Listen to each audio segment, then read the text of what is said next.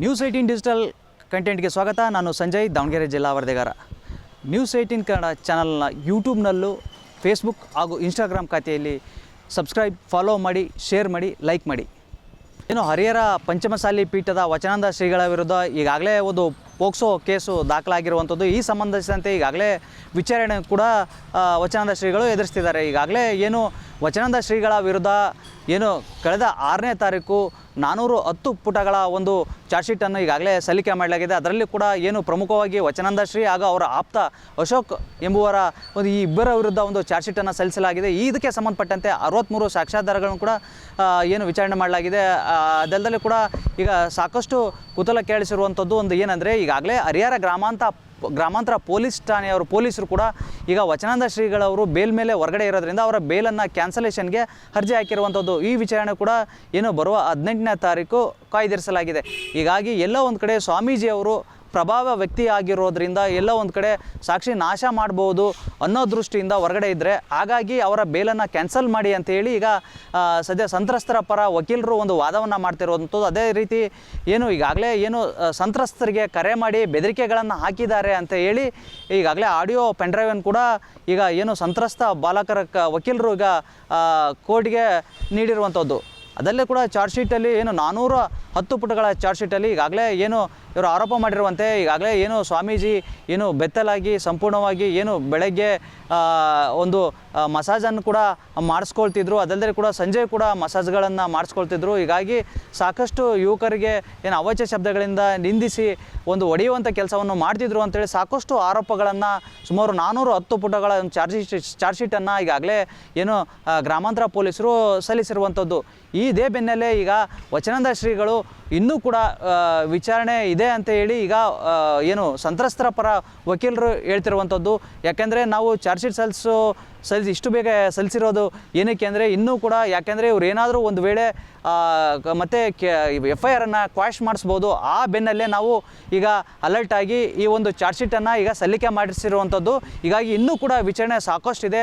ಹಾಗಾಗಿ ಈ ಬೆನ್ನಲ್ಲೇ ಈಗ ಸದ್ಯಕ್ಕೆ 410 ಪುಟಗಳ ಒಂದು ಚಾರ್ಜ್ ಶೀಟನ್ನು ಸಲ್ಲಿಕೆ ಮಾಡಿದ್ದೀವಿ ಅನ್ನೋ ಒಂದು ಮಾತನ್ನು ಸದ್ಯಕ್ಕೆ ಸಂತ್ರಸ್ತರ ಪರ ಸರ್ಕಾರಿ ಅಭಿಯೋಜಕರು ಬಸವರಾಜ್ ಅವರು ಹೇಳಿರುವಂಥದ್ದು.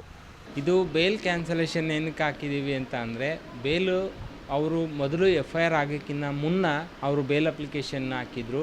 ನನಗೆ ಅರೆಸ್ಟ್ ಮಾಡೋ ಹೆದರಿಕೆ ಇದೆ ಅನ್ನೋ ಕಾರಣಕ್ಕಾಗಿ ಅವರು ಬೇಲ್ ಅಪ್ಲಿಕೇಶನ್ನ ಮೂವ್ ಮಾಡಿದರು.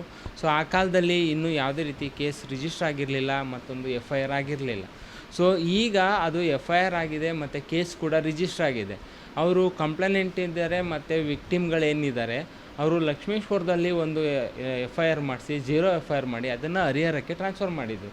ಸೊ ಈ ಒಂದು ಕಾಲದಲ್ಲಿ ತನಿಖೆ ಕಾಲದಲ್ಲಿ ಇನ್ವೆಸ್ಟಿಗೇಷನ್ ಕಾಲದಲ್ಲಿ ಅವರು ತಪ್ಪು ಮಾಡಿದ್ದು ಕಂಡು ಬಂದಿದೆ.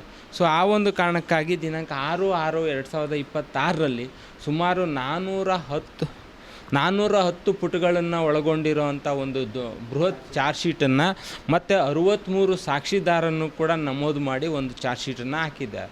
ಸೊ ಈ ಒಂದು ಕಾಲದಲ್ಲಿ ಬಿಫೋರ್ ಚಾರ್ಜ್ ಶೀಟ್ ಇನ್ವೆಸ್ಟಿಗೇಷನ್ ಟೈಮಲ್ಲೂ ಕೂಡ ಒಬ್ಬ ತನಿಖಾಧಿಕಾರಿಗಳು ನಮ್ಮಲ್ಲಿ ಅದು ನಮಗೆ ಬೇಲ್ ಕ್ಯಾನ್ಸಲೇಷನ್ಗೆ ಅಂಥೇಳಿ ಒಂದು ಇದನ್ನು ಕೊಟ್ಟಿದ್ದರು, ಮನವಿಯನ್ನು ಕೊಟ್ಟಿದ್ದರು ಕೋರ್ಟಿಗೆ.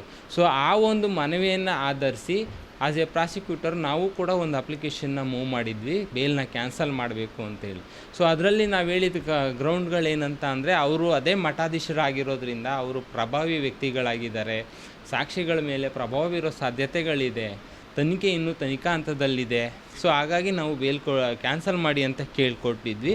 ಸೊ ಈ ಒಂದು ಹಂತದಲ್ಲಿ ನಮಗೆ ತನಿಖೆ ಇದು ಒಂದು ಹೈ ಪ್ರೊಫೈಲ್ ಕೇಸ್ ಆಗಿದ್ದೀನಿ, ತನಿಖೆಯನ್ನು ತೀವ್ರಗತಿಯಲ್ಲಿ ಮಾಡಬೇಕು ಅಂತೇಳಿ ತನಿಖೆಯನ್ನು ಆದಷ್ಟು ಬೇಗ ಇದು ಮಾಡಿ 6/6ಕ್ಕೆ ನಾವು ಚಾರ್ಜ್ ಶೀಟ್ ಕೂಡ ಫೈಲ್ ಮಾಡಿದ್ದೇವೆ. ಚಾರ್ಜ್ ಶೀಟ್ ಪ್ರಕಾರ ಸಲ್ಲಿಕೆ ಆಗಿರತಕ್ಕಂಥ ಚಾರ್ಜ್ ಶೀಟ್ನಲ್ಲಿ ಉಲ್ಲೇಖ ಆಗಿರುವಂಥದ್ದು, ಪ್ರತಿನಿತ್ಯವೂ ಕೂಡ ಇವರು ಮಕ್ಕಳ ಒಂದು ಕರೆದುಕೊಂಡು ಇವರು ಮಸಾಜ್ಗಳನ್ನು ಮಾಡಿಸ್ಕೊತಿದ್ರು ಅಂತ ಹೇಳಿ ಉಲ್ಲೇಖ ಮಾಡಲಾಗಿದೆ. ಅದಲ್ಲದೆ ಕೂಡ ಸ್ವಾಮೀಜಿ ಒಂದು ಸಾಕಷ್ಟು ಅವೇಚ್ಯ ಶಬ್ದಗಳಿಂದ ಮಕ್ಕಳಿಗೆ ನಿಂದನೆ ಮಾಡ್ತಿದ್ರು ಅಂತ ಹೇಳಲಾಗಿದೆ. ಈಗಾಗಲೇ ಇದಕ್ಕೆ ಸಂಬಂಧಪಟ್ಟಂತೆ ಈಗಾಗಲೇ 4 ಸಂತ್ರಸ್ತ ಬಾಲಕರೇನಿದ್ರು ಅವರ ಸಂಪೂರ್ಣವಾದ ಹೇಳಿಕೆಯನ್ನು ಕೂಡ ಪಡೆದುಕೊಳ್ಳಲಾಗಿದೆ. ಅದಲ್ಲದೆ ಕೂಡ ಏನು ಅವರ ತಾಯಿಯಂದಿರ ಹೇಳಿಕೆ ಕೂಡ ಪಡ್ಕೊಳ್ಳಲಾಗಿದೆ. ಹೀಗಾಗಿ ಏನು ಸ್ವಾಮೀಜಿ ಏನು ಪ್ರಭಾವಿಯಾಗಿರೋದ್ರಿಂದ ಎಲ್ಲೋ ಒಂದು ಕಡೆ ಸಾಕ್ಷಿ ನಾಶಪಡಿಸ್ಬೋದು. ಅದಲ್ಲದೆ ಕೂಡ ಈಗಾಗಲೇ ಏನು ಕೇಸ್ ದಾಖಲಾಗುವ ಮುನ್ನವೇ ಒಂದು ಜಾಮೀನನ್ನು ಪಡೆದುಕೊಂಡು ಈಗ ಅದೇ ಮಠದಲ್ಲಿ ಉಳಿದಿರೋದ್ರಿಂದ ಒಂದಿಷ್ಟು ಅನುಮಾನಗಳು ವ್ಯಕ್ತವಾಗ್ತಿದೆ. ಆ ಬೆನ್ನಲ್ಲೇ ಈಗ ಅವರ ಏನು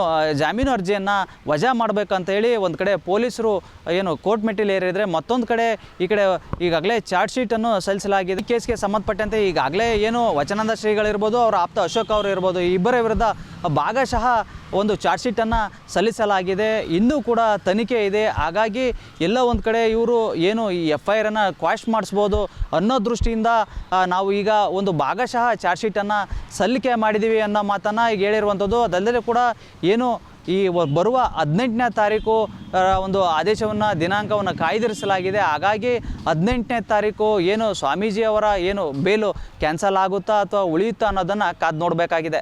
ಸಂಜಯ್, ನ್ಯೂಸ್ 18 ದಾವಣಗೆರೆ. ನಿರ್ಭೀತ, ನಿಷ್ಪಕ್ಷಪಾತ, ವಿಶ್ವಾಸಾರ್ಹ ಸುದ್ದಿಗಳಿಗೆ ಮತ್ತೊಂದು ಹೆಸರಾಗಿರುವ ನ್ಯೂಸ್ 18 ಕನ್ನಡ ಈಗ ಆಪ್ನಲ್ಲೂ ಲಭ್ಯವಿದೆ. ದಯವಿಟ್ಟು ಇಲ್ಲಿರುವ QR ಕೋಡ್ ಸ್ಕ್ಯಾನ್ ಮಾಡಿಕೊಂಡು ಆಪ್ ಡೌನ್ಲೋಡ್ ಮಾಡೋದಕ್ಕೆ ಮರಿಬೇಡಿ. ನಿಮ್ಮ ಬೆಂಬಲ ಹೀಗೆ ಸದಾ ನಮ್ಮೊಂದಿಗಿರಲಿ. ಧನ್ಯವಾದ.